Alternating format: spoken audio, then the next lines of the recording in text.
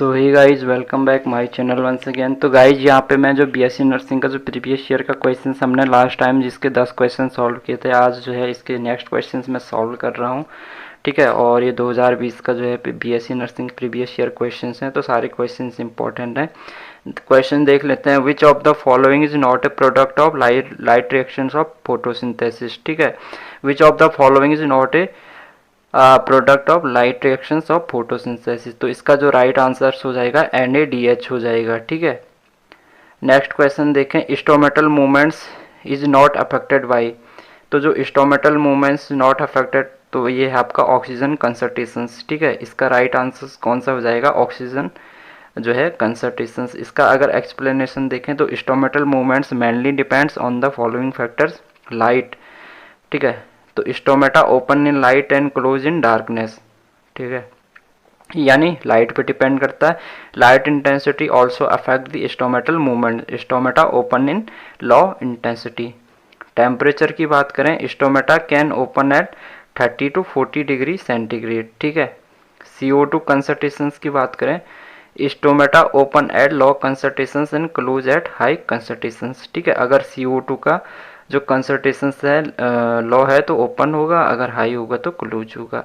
Water availability, तो under water stress conditions stomata get close due to AB यानी abscisic acid, जो abscisic acid hormone, whereas concentrations of oxygen does not have a great impact on stomatal movement. Thus the correct answer, तो इसका जो right answer हो जाएगा oxygen concentrations पे depend affected नहीं करता। तो which is not affected by stomatal movement, तो ऑक्सीजन कंसंट्रेशंस इसका राइट आंसर हो जाएगा। नेक्स्ट क्वेश्चन देखें। The stage during which separation of the pair homologous chromosomes begins in. तो वो स्टेज कौन सी होती है? वो होती है आपकी डिप्लोटीन्स। ठीक है, नेक्स्ट क्वेश्चन देखें। स्टोमेटा इन जो ग्रास लीफ, तो जो ग्रास लीफ जो स्टोमेटा होते हैं वो डम्बल शेप का होता है। ठीक है, स्टोमेटा इन ग्रास लीफ, तो ग्रास लीफ का जो स्टोमेटा होता है डम्बल शेप के होते हैं। ठीक है, कैस्परियन स्ट्रिप, तो जो कैस्परियन स्ट्रिप्स जो अकर इन, तो कैस्परियन स्ट्रिप अकर इन एंडोडर्मिस। ठीक है, प्लांट हैविंग लिटिल और नो सेकेंडरी ग्रोथ, जो ग्रासेज होते हैं ये मोनोकॉट्स होते हैं और monocot usually do not have secondary growth. तो जो मोनोकॉट्स होते हैं उसमें यूजुअली क्या होता है? सेकेंडरी ग्रोथ नहीं होती है। ठीक है, तो प्लांट्स हैव लिटिल और नो सेकेंडरी ग्रोथ। कुछ एक्सेप्शंस है इसके, वो उनके बारे में बात करेंगे। After karyogamy follow by meiosis spores are produces exogenously in. ठीक है, तो after karyogamy follow by meiosis spore आप प्रोड्यूसर्स एक्सोजेनसली, तो वो आता है एगेरिकस में। ठीक है, इसका राइट आंसर कौन सा हो जाएगा? एगेरिकस। नेक्स्ट क्वेश्चन देखें। Wing pollen grain are present in, तो जो विंग पॉलन ग्रेन्स होते हैं वो प्रेजेंट होते हैं पाइनस में। ठीक है, नेक्स्ट क्वेश्चन देखें। Which one is wrongly match, तो अब इसमें से कौन गलत मैच है? गैमा कप मार्केंसिया में होते हैं। बाईफ्लैजिलेटेड जूस्पोर और ब्राउन एल्गी में होते हैं। यूनिफ्लैजिलेट गैमिट्स पॉलीसिफोनिया और यूनिसेलुलर ऑर्गेनिज क्लोरेला। तो इसका जो सी वाला आंसर है गलत मैच है। जो यूनिफ्लैजिलेट गैमिट्स पॉलीसिफोनिया ये गलत आंसर है। ठीक है, नेक्स्ट क्वेश्चन देखिए। द कॉन्ट्रासेप्टिव सहेली, यानी जो कॉन्ट्रासेप्टिव होते हैं सहेली वो क्या करती है? तो is IUD increase the concentrations of oestrogen and prevent ovulation in female, block oestrogen receptors in the uterus preventing eggs from getting implanted, या फिर option D is a post coital contraceptive. अगर हिंदी में बात करें तो जो गर्भ निरोधक सहेली है एक IUD है, मादाओं में एस्ट्रोजन की सांद्रता को बढ़ाती है, अंशोत्सर्ग को रोकती है। नेक्स्ट ऑप्शन सी देखें। गर्भाशय में एस्ट्रोजन ग्राही को अवरुद्ध करती है एवं अंडों के रोमर को रोकती है, और ऑप्शन डी एक पस्त मैस्तुन गर्भनिरोधक है। तो इसका जो राइट आंसर है ऑप्शन सी है, block oestrogen receptors in the uterus preventing egg and getting जो है इम्प्लांटेड। ठीक है, ओके, नेक्स्ट क्वेश्चन देख लेते हैं। नेक्स्ट क्वेश्चन देखें। देखिए, विच one of these animals is not ए होम्योथर्म। होम्योथर्म नहीं है। ठीक है, होम्योथर्म का मतलब इसमें समतापी जंतु नहीं है, ये बताना निम्नलिखित में से कौन सा जंतु समतापी नहीं है। तो which one of these animals is not a homotherm, तो यहाँ पे कैमल्स दे रखा, क्सिलोन, मार्कप्स और तो यहाँ पे जो इसका जो राइट आंसर है वो आपका कौन सा हो जाएगा, स्किलोन हो जाएगा। ठीक है, नेक्स्ट क्वेश्चन देखिए, विच of the following animal does not undergo Metamorphosis.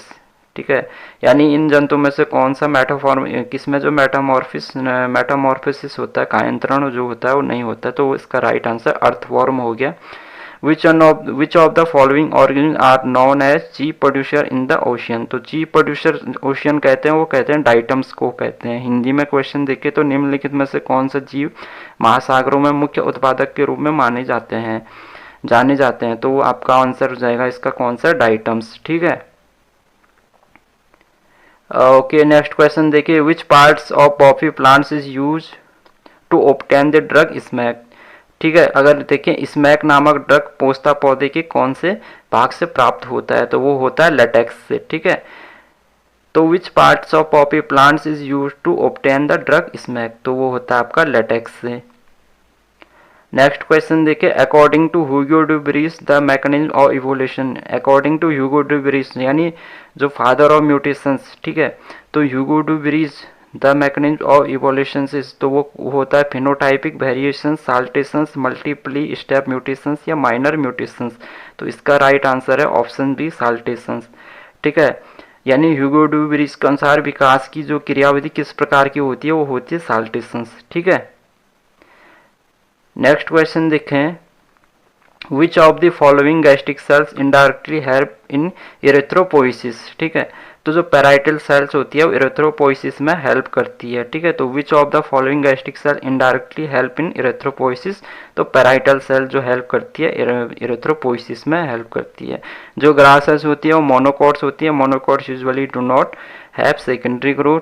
ठीक है, सहेली जो है is A brand name of the drug, और जो है अभी जो कॉन्ट्रासेप्टिव पढ़ा था हमने, तो सहेली जो है ब्रांड नेम है किसका, जो ड्रग है ऑर्मेलाक्जिफिन का। This is the drug that act as the selective estrogen receptor modulator. This prevent the actions of the hormone on the uterus and the eggs are prevented from getting implanted. ठीक है, जो animals देखिए that are capably of regulations and maintaining their internal body temperature without getting affected by the external environmental temperature are called homeotherms.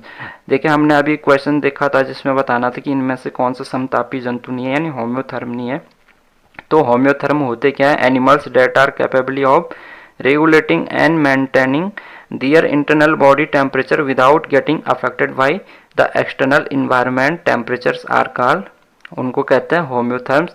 A homeotherm maintain the body temperature so that the metabolic activities of the body can be perform without any influence of the external temperatures. एक camels यानी camel है is a mammals and regulate its body temperature, it is a homeotherm. ठीक है, तो ये आपके जो है होम्योथर्म की जो डेफिनेशन हो गया। जो गैमा कप का देखा था हमने, जो एक मैच कराना था, जो गैमा कप होते हैं वो ग्रीन मल्टीसेलुलर असेक्सुअल बर्ड्स होते हैं जो प्रेजेंट होते हैं इन द थैलेमस, ये हेल्प करते हैं असेक्सुअल रिप्रोडक्शन इन मार्केंसिया में। ठीक है, तो जो गैमा कप क्या होते हैं, ये होते हैं ग्रीन कलर के मल्टीसेलुलर असेक्सुअल बर्ड्स होते हैं जो प्रेजेंट होते हैं और इन द थैलेमस एंड जो प्रेजेंट होता है in the thallus and help करते हैं एसेक्सुअल रिप्रोडक्शन के लिए इन मार्केंसिया में।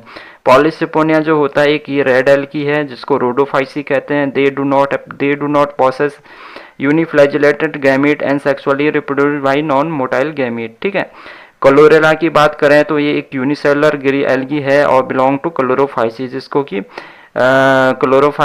कि जो है हरे शैवाल कहते हैं। तो ठीक है, तो क्लोरेला क्या है, ये एक यूनिसेलुलर एल्गी है जो बिलोंग करता है क्लोरोफाइसी से।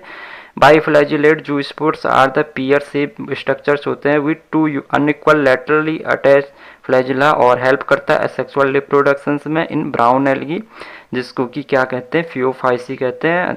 ठीक है, तो ये क्वेश्चन सारे आपको याद रखने हैं। As per mutation theory given by Hugo de Vries the evolution is a discontinuous phenomenon और साल्टेटरी फिनोमेन्स। ठीक है, इरेथ्रोपोइसिस क्या होता है, erythropoiesis is the process of production of the RBC यानी रेड ब्लड सेल। ठीक है, the parietal cells of the stomach are gastric cells that indirectly happen in erythropoiesis. जो पैराइटल सेल्स होती है ऑफ द स्टोमक की, और जो gastric cell date क्या करती है, इनडायरेक्टली हेल्प करती है एरिथ्रोपोइसिस में। The cell produces glycoprotein known as gastric intrinsic factor. तो ये जो सेल प्रोड्यूस करती है ग्लाइकोप्रोटीन्स जो है प्रोड्यूस करती है, जिसको कि कहते हैं, जो इसको जाने जाते हैं GIF यानी gastric intrinsic factor. This factor play important role in the absorption of vitamin B12 in the ileum of the small intestine. This vitamin B12 in turn is essential in the process of erythropoiesis for differentiation of erythroblast। ठीक है, तो ये importance है, ये याद रखना है आपको। नेक्स्ट पार्ट्स जो है इसके इससे ज़्यादा इससे नेक्स्ट क्वेश्चंस में इसके अगले पार्ट्स में लाऊंगा। सारे क्वेश्चंस इंपॉर्टेंट्स हैं आपके लिए।